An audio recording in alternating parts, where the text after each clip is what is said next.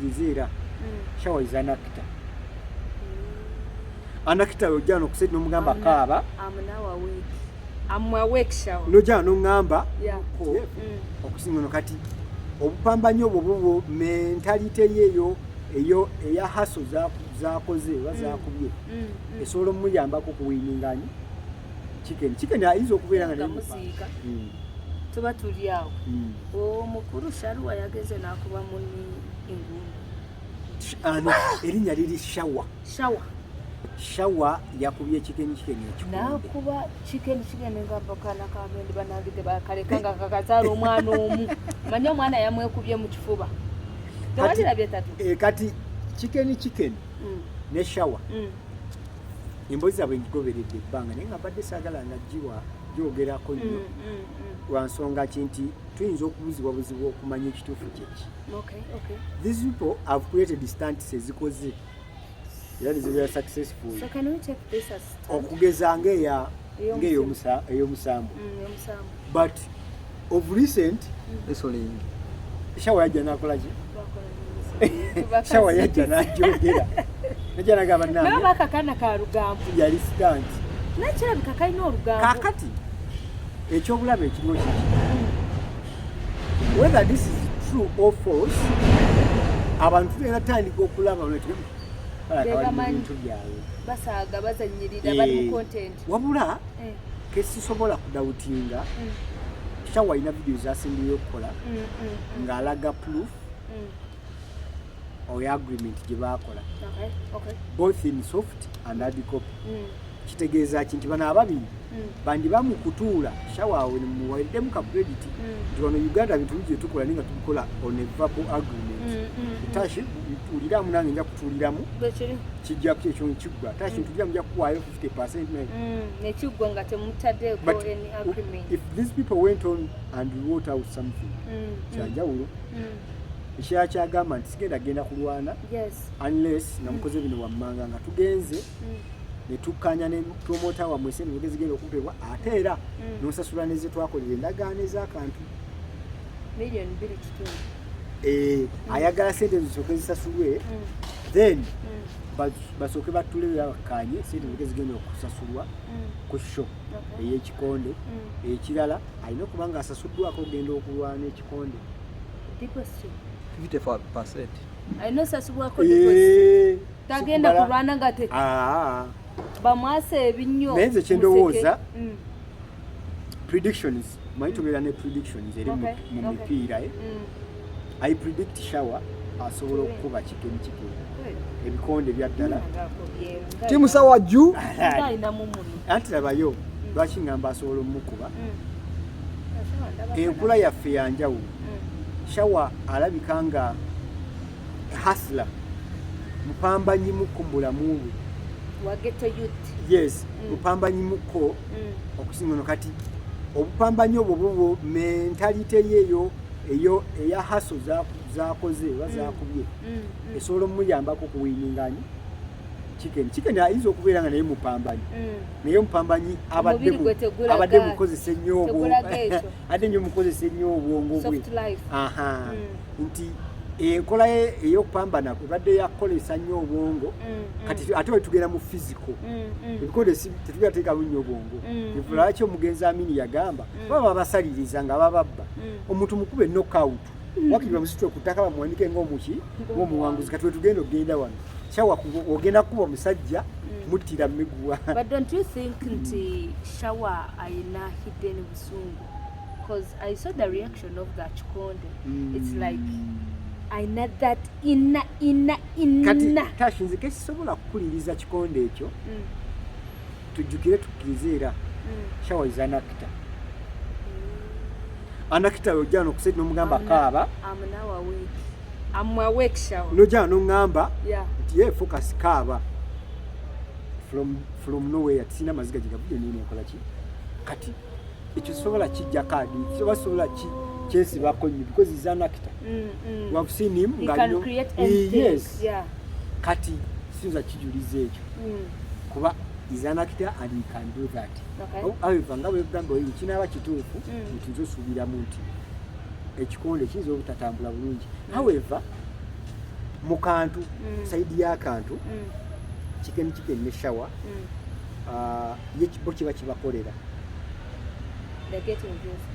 tulina abantu ab'amaanyi but views zevedde ennaku zino but shower hits something like within minutes kati akatambula kano bali mu current affairs buli wootabaako na kintu ekyo kivuga bantu kukuwa amatu oluusi abantu bayinza okwerabira bakuvaako kakati bo kye bakola kino kibakuumira mu bantu era bongera abantu bakola ki. But I believe that I think it's also talent because whatever shower Shami azikira nnyo bamwita Shami this bamwita Sami azikira nnyo compared to this one era those two they need each other. Ewono omulenzi is so creative and alina access ku bantu tuba abejo katatandisa omulaba kasane kakola konya juzi yasiba ku mukazi ng'amwagala. Those are the stats mbadde ndiawo naleeta family ye naleeta taata we ate taata naleeta abaana bonna kati ate abaana ayinza okulondamu omu. So that's how things work. So yagambye akantu kano wakamuula ekika kiramba mwe mukoowa taata agenda kuleeta maama aleetesenga lwakuba I don't know how this is going to affect him. Lwakuba challenge eriwo nti system gye tukoleramu eya algorithm abantu balina ekyo baba bajja okwagalako bw'onookera enkya n'okivaako ke family tesobola kumuwa the whole year content. They can't. Era basobola muwa mwezi gumu oba ebiri. Small time. Then what is next? Akantu kye kikafuula akazibu. But I believe being omuntu ali so creative ajja kasobola lwa nsonga ayiiya asobola creating awo ebintu bye ne biba. The pop balloon, the balloon it was his idea. And it was working. Yes. It was working. All those things kikulaga nti akafiyamu mu byonna bwe kiba mu bwakantu. Kiki ayinza okugamba nti nno akantu sike kufunamu nnyo ssente. But on survival of omuntu omulimu weguli ogwakantu shawa mu kuva ku chicken ayinza okukola bwati mu kantu kyogera amazima mbuyago. Lwaki interviews zonna ziri ku chicken good page ye wa account ziriko nga kuliko shawa ezikoze era tujjukire before shower interview nga tennaba kujja amaanyi gali ku TikTok gira emitala gyanjawulo. You can have 1M of followers on TikTok. Nogera ku YouTube olukumi ebikulemu okola ki? Nerugananga omwana yatugambye juzi mbu olumu social media ekuboora. Kati kyekyo bakubodde. That is what happened. So mukantu shawa okwawukana ne chicken ya luzinga. Okay. So shawa watu kyetukusabira ffe nga ffe akantu you're welcome. You need to, yes, atukola because man bintu byakantu sibyakukowa. You don't need to give up. Leero tekayo video nekola abantu basatu but ekyango olina okuteekayo ate neekuba 10. So you just need to persist. So nga tukyali ku Touch Media n'emikono gyaffe emirala Focus Ebron nalabyeko Black Sugar oyo Mukenya gayogeza maanyi. About Black Sugar nga alumbye bubi Zubeda. Yes. Ebintu bino nga bwe nagambye nti in most cases tulinawo emikwano gye twesembereza naye otamanya nti omukwano guyinza okufuuka omusota. Era nkyongera nkiza eri abantu abali ddala mu mawulire nga buno n'obulamu bwaffe obwa bulijjo. Tegeera muntu kika ki gwe weesembereza era alina kukomawo. Ne time akuvamu ate nga byama byabadde abiri. Ekyokubiri iffe abalabi tetumanyi bujulizi ki bwe twetaaga ku muntu oyo singa aba akusemberedde. Touch the fact is nkulaba ne Ebron. Singa Ebron yavaayo n'aŋŋamba ekigambo kyonna ekikwatako nkitwala nga mazima. Kati Black Sugar oba byabulimba oba byabutufu byabayogera ku Zubeda bajja soka bakitwala nti kituufu lwaki mubadde mubeera mutya kyegambye nti bantu kibeweesembeze abo wangaala nabo kikulu nnyo Really yakyogera nga takikatiriza mu fake friend naye esabe yagambye kati nkikatiriza nti Zubeda oli fake friend because wantwalanga okujja mu lubuto kati omuntu omukulu ow'emyaka egisooka mu 18 ife atoola omuntu akyakutwala butwaza okujja mu lubuto kitegeeza naawe obwongo bwo nentegere tandika ogipima zipimiramuko tulabawa woogwa then n'ekirala abantu kyebeerabira waliwo omwami Kasuku yakyogerako sometimes back nga ne guno ndi mulimu ndi mawulire that's why ne Leseso TV eri owned by Bugingo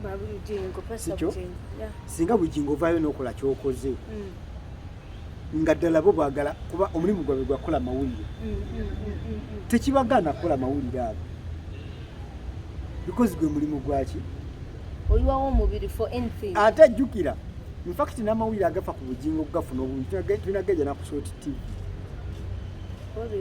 bebamumanyi kakati kyabantu kyebeerabira ki kino nti Zubeda bwe watwala ku kamera abaali mu kukola ki yaba ali mu kantu kati wegaba gaguddeko gwe Black Sugar tekijja mugaana kukuba tekimugaana kukola story wadde kyaliyo yes bala Kasuku ye yagamba ntambi ne bakwata nga tuli ku state wano okutwala era nzije ku kamera nenjetuluzaamu nenjogere neteka yakantu ebintu by'amawulire tetuyinamu mikwano emikwano gibaamu naye kati wakyaleka story ya Black Sugar okubwe walala nga ye yagirina gikole vaayo malagendo genda konekatwe bamusibidde omugewayo gakibitukoyo kyatandikirewa kanekakolaga okumanya amawulire mabi nnyo ne mu kugenda ku polisi era kamera yange ebaako ng'agamba nti owaye tugenda nange kaŋŋendekoko polisi ekatwe buloni bamututte nabe kyekiriwo naye temuva ku Focus TV katutambule naye mutambule nange kebayita akantu because awo nyinyi z'okubeera nga 10 gyengenda omuggisaayo eri ku bondi ng'olina odijja wano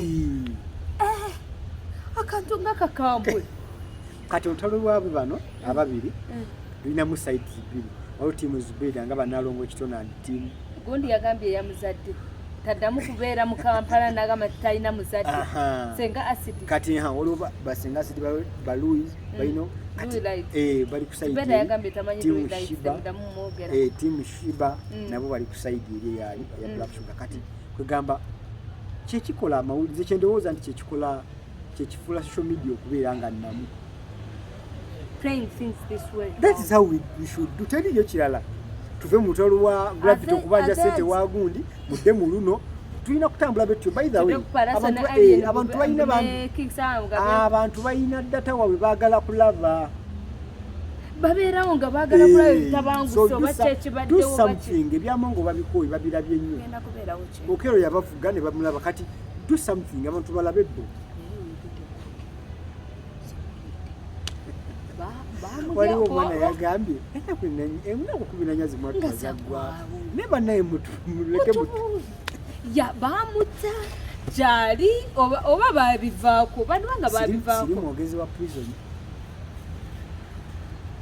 nekwenda badde abibuuza omukiga yavudde Kabale n'agamba mulaza kutugambira mazima mwamwisire ndi nga lyo mukabyambi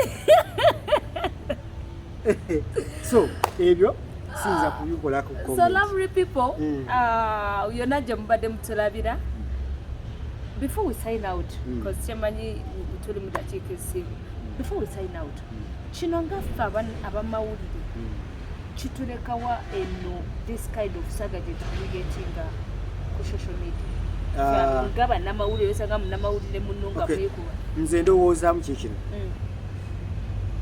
mulimu ebintu waliwo ebintu byemmanyi nze nganze simanyi oba omulala akitwala atya nze nganze ndimu ku bantu abakkiriza okuleka ekinuga kitwala bulamu nti tash ngenda kutta ekyo kyokka kinti era kiŋŋamba nti bannaaye kino tukikomye nga waliwo empoza entambula oba watudde ddaka siya tashike wavaayo noja wulira the day you came out n'ogamba ngenda kukola mulimu gw'akantu kujja mu maaso ga kamera wallahi ya Mungu suubira bino wammanga suubira okwogerako obuwanvu bwo suubira okutwala mu Caroline wadde oli origino suubira buli kimu kisuubire abantu okukusalako omugambo very true kakati nkuzimba mu kino ani tashi tandika kati okimanyiira nti ekirina okutiisa n'okubeera n'essimu nzijekutaasi oli ng'agambye agenda kukutta kyokka ebisigadde bino byonna mu mawulire it is a daily business and it is a daily meal. Ebron yatudde dda wano n'agamba kati nno Tashi nno ologoola Tashi kawaza media ng'ali wali nno tubadde tubeere nako wano katashi kano oba oli awo Megatron. Kati ky'olina okutya nti gundi yaŋŋambye okunzita ekyo kyo mujavaayo nkuwagira n'ogenda ku poliisi mangu nnyo okole statement n'ebino ebisigadde nammwe bikkirize mukube kantu tutambule banange very proudly sponsored by Chiduka Auto Spare. Chiduka asangibwa side ze inyanera mutungo yes so abavuga piki ngoyagala spare wa piki wo ebuloni yina abana ba piki Chiduka wali ata spare tamutsera abavuga ba piki ngabasatu Chiduka wali spare tamutsera ne wobo yagadde piki empya naye asobola okufunira buli kimu oyo gayi banange Chiduka kale nesi tuma kwogera ku sponsor bafa focus event services bagamba nti beyine bakolera omukolo gonga mulungi ddala tashole mikubeera mugole make up akulu kutenga onoonya abasatu eno nafunye omusajja agenda kumpasana wakati kamera kaziza wano karwa sigenda katyali akateeke wano nafunye omusajja you people nyongera bagamba bino ebigambo I'm in love. She is in love, so focus to Jerabira, focus event to Jabba Koli Mukologo. Buli service. Tugenda kolera tasho. Tena wetatuka. Focus tena wetatuka. Yagamba tatugwagala mu compound mu farm wakati. Focus tena wetatuka Megaten tujazitwala.